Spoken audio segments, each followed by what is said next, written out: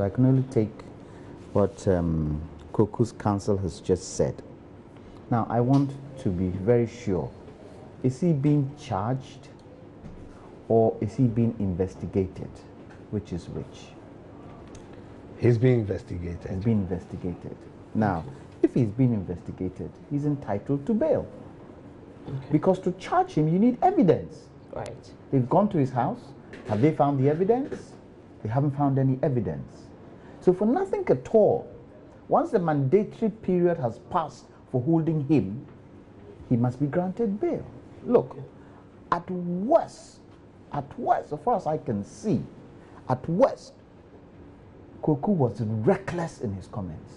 Right. At worst, he was reckless in his comments. The comments he made there was reckless. Okay. Shouldn't have even gone there, because to some degree, he was inciting. Yes, there's a demonstration tomorrow. It's supposed to be, demonstrations in this country are supposed to be peaceful. Right. When you start on the premise he started with, you are inciting violence. Is that a cause for treason? Okay. Can you say that because he's inciting, you would say it's a cause for treason? Why do you now charge him for high treason and you drop it to treason? Okay. Now, you've been to his house, you searched, you didn't find anything. You've come back, you've dropped it. And counsel also said that they said orders from above. Orders from which above? Police hierarchy? Political hierarchy? NDC hierarchy? MPP hierarchy? The people's hierarchy? Where does that come from? What is even above than the Ghana Police Service instructions? You have a code that you go by. And so far as I'm concerned, and you see, that's why I keep saying that the head of the police service, what is he called? Inspector General of Police right. should not be a political appointment. It should not be. It should come from within the ranks so that they can stand independent. Okay. The moment it becomes a political appointment, what happens? You are spoon feeding because it's the politician who gave it to you. Right. So, as I said, can this also be seen as a threat? What Koku said, is it a threat to peace? Yes, I can see some incitement in there. Is it a threat? It could be seen as a threat. But you see, in all this, why do we let America cause such problems within our own, between ourselves? Okay. And it all stems from what? This military agreement, doesn't it? Yeah. For exactly. Anything at all, government should stand up, seeing the mayhem is causing, withdraw it for now. Withdraw it for us to have some peace. Because the more it goes on, the more these challenges are going to happen. And it's not good for our country.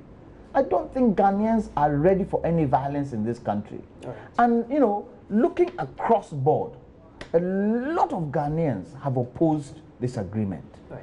And I think, for me, Parliament didn't do a good job.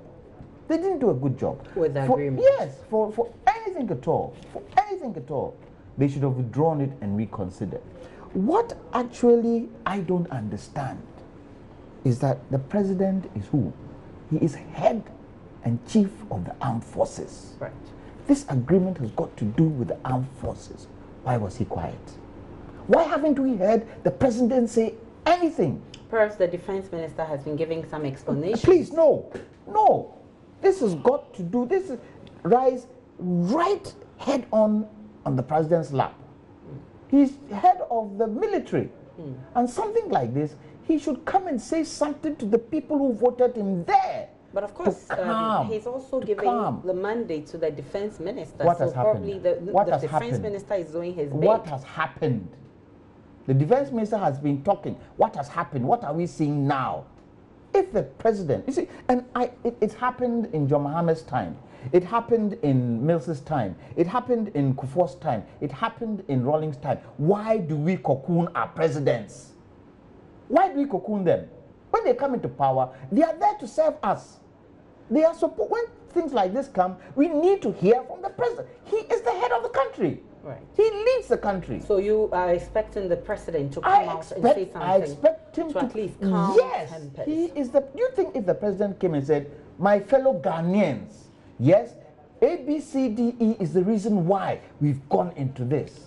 I take responsibility of, signing this agreement and going into partnership with the Americans because of X, Y, Z, and cite some examples that can calm the nerves of Ghanaians." Okay. To date, you haven't heard the president say anything. Okay.